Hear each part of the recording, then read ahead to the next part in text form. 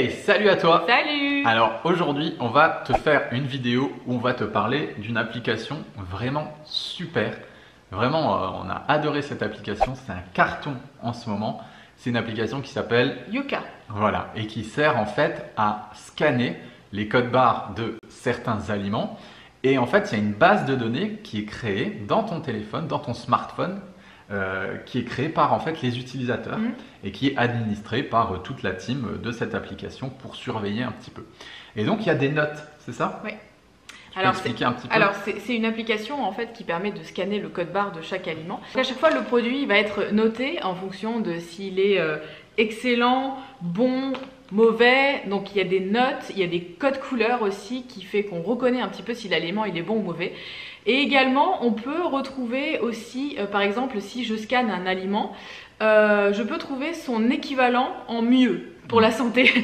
Voilà, je vais scanner, j'en sais rien, des céréales, voilà, Kellogg's, voilà ce que vous voulez. Donc il y a marqué par exemple médiocre et il va me donner une alternative d'un aliment qui sera un plus santé que je pourrais échanger en fait contre cet aliment là. Alors grâce à cette application, il y a pas mal d'industriels du coup qui ont retiré beaucoup de choses de leurs produits parce qu'ils se sont aperçus que du coup ça faisait des notes qui n'étaient pas terribles. Il y a une espèce de concurrence de notes, voilà, c'est celui qui aura la meilleure note, mais quelque part c'est vachement bien parce que du coup ça oblige les industriels d'enlever pas mal de choses et d'additifs, de produits transformés, de tout ce qu'ils pouvaient mettre un petit peu dans leurs produits, donc c'est ça, voilà. Et du coup ils se disent, l'utilisateur il va pas prendre mon produit, il va prendre plutôt celui-là qui est meilleur pour la santé, donc du coup moi je vais faire en sorte d'être l'équivalent du produit qu'il va prendre. Ouais, il y a une espèce de transparence du coup qui se fait. On imagine un monde où tous les utilisateurs, tous les consommateurs utiliseraient cette application et où tous les produits qui sont trop ultra transformés seraient boudés. Et donc là, les industriels se sont dit, oula, là on est en train de perdre des clients. C'est un petit peu une révolution alimentaire qui est en train de se passer. Ça me fait penser à Uber avec les taxis, un petit peu. Je ne sais pas si vous avez suivi cette histoire, mais Uber, c'est les chauffeurs privés qu'il y a eu à Paris. C'est vrai qu'on s'est rendu compte que le marché des taxis n'était pas forcément adapté aux besoins des utilisateurs. Du coup, les utilisateurs ont créé leur propre réseau alternatif. Et avec l'alimentation, là, c'est à peu près pareil.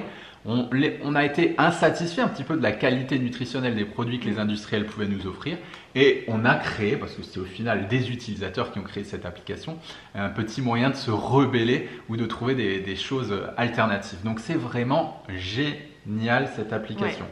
Alors il suffit juste de prendre un produit, donc voilà, je vais vous montrer. On prend le produit, on scanne. Et ensuite, là va apparaître, du coup, par exemple, là, j'ai pris les flocons d'avoine en exemple. Donc, une note qui est excellente, parce que forcément, c'est des produits qui sont complètement non transformés, il n'y a que des flocons d'avoine. C'est un produit bio, donc il le précise à chaque fois. Au niveau des protéines, c'est des protéines qui sont d'excellente qualité, 12 grammes de protéines. Il y a des fibres, donc pareil, excellente qualité de fibres, 8,6 grammes. En graisse saturée, on a peu de graisse, donc 1,6 g. Il n'y a pas de sel. Et au niveau du sucre, dans les flocons d'avoine, il y a 1 g de sucre. Voilà. Ouais. Au niveau des calories aussi, c'est précisé, 370 calories. Donc voilà. Et ensuite, ils nous répondent très très vite. Moi j'ai déjà essayé, j'ai déjà eu un problème avec un produit. Par exemple, j'ai scanné une boîte de Mikado, j'ai voulu voir, et la boîte de Mikado était ressortie bio. Et je me suis dit, mais qu'est-ce qu'il y a un souci? Et en fait, c'était, comme c'est souvent les utilisateurs qui créent les produits, il peut y avoir aussi des petits bugs sur la création des produits. Alors du coup, j'ai contacté le service client en fait de Yuka et ils m'ont répondu instantanément et ils ont fait la modification dans la minute qui a suivi. Ils sont hyper réactifs. Voilà, on peut leur poser des questions. C'est un groupe de jeunes, je crois, de moins de 30 ans qui ont créé ça. C'est une espèce de petite start-up. Voilà, c'est vachement sympa. Il y a beaucoup d'articles qui ont été écrits à ce sujet. C'est même passé au journal télévisé, j'ai vu. Ouais, ils en ont parlé au journal télévisé.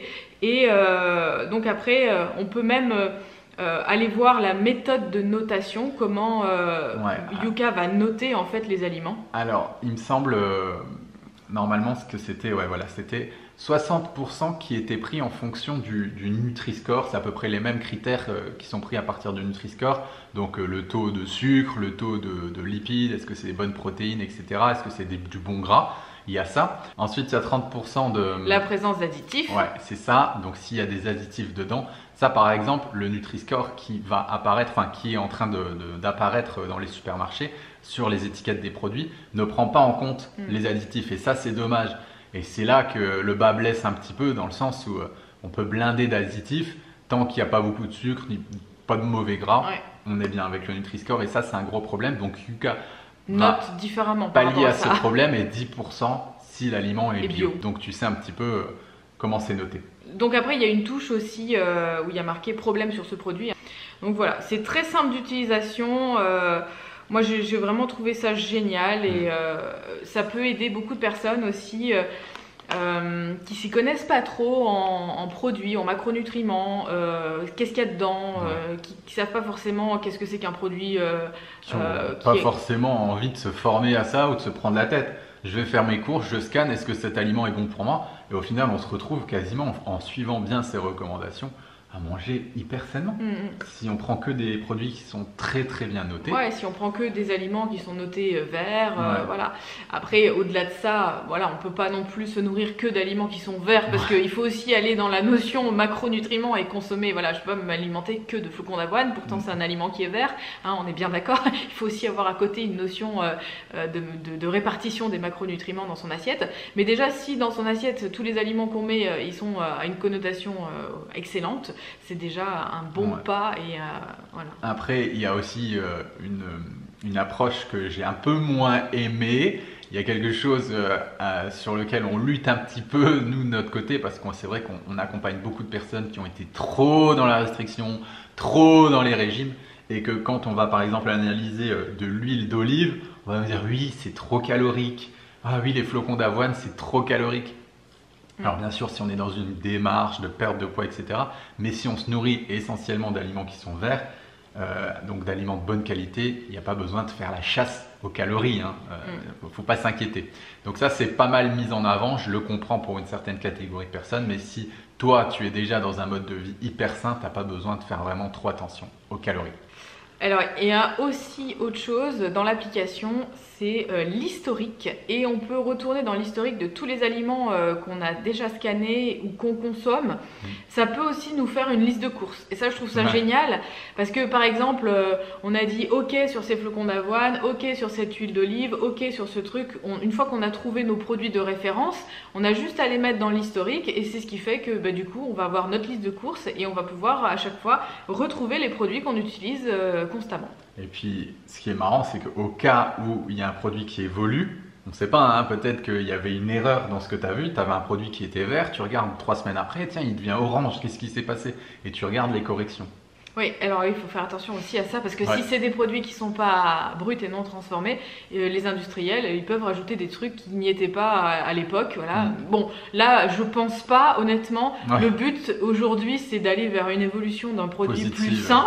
Voilà, c'est pas de rajouter des additifs et des cochonneries dans les aliments. Je pense que les industriels, là maintenant, ils ont quand même un petit peu vu le vent tourner et ils vont faire très très attention maintenant à ce qu'ils vont mettre dans leurs produits. De toute façon, il faut se dire une chose, c'est que si on veut que ça change, c'est à nous de faire changer les choses et d'acheter différemment. C'est notre pouvoir d'achat qui fait que les produits sont là aujourd'hui sur le rayon et qu'ils se vendent. S'il n'y a personne pour les acheter, ils ne se vendront plus. Donc je pense qu'avant tout, l'effort que l'on doit faire doit venir de nous et pas forcément des industriels. Eux, ils vont juste s'adapter à notre demande. Si on ne consomme plus de produits trop transformés, etc., ils vont arrêter de les fabriquer et puis ils vont faire autre chose. Ils vont s'adapter à notre demande. Donc à nous vraiment de faire cette démarche. C'est notre pouvoir d'achat. On est responsable de ce qu'il y a dans nos assiettes et de ce qu'il y a dans nos supermarchés. Oui, d'ailleurs, il y avait même des gens qui ont crié au scandale par rapport à tous les additifs qu'il y avait dans des produits qu'ils consommaient tous les jours après l'apparition de cette application.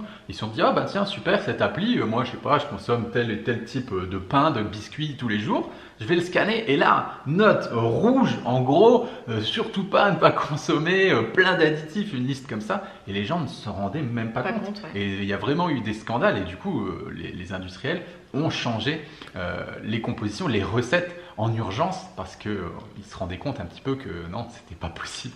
Ouais, que les gens allaient arrêter de les acheter. Bien sûr. Bon voilà, écoute, je pense qu'on a fait le tour de Ouais. cette application. Vraiment, n'hésite pas à la télécharger, c'est gratuit. Donc pourquoi s'en priver? Et puis à l'utiliser, bien sûr, dans tes courses quotidiennes. Nous, en attendant, on t'envoie plein d'ondes positives et on te dit à très bientôt. Ciao. Ciao. Hey, salut à toi. Salut. C'est Pierre. Et Céline. Alors on voulait juste te prévenir que tu as droit à 1 heure de formation gratuite pour t'apprendre à décrocher du sucre. Alors c'est juste ici, tu as juste à cliquer et tu vas recevoir ta formation gratuite. Allez, ciao ciao. Ciao.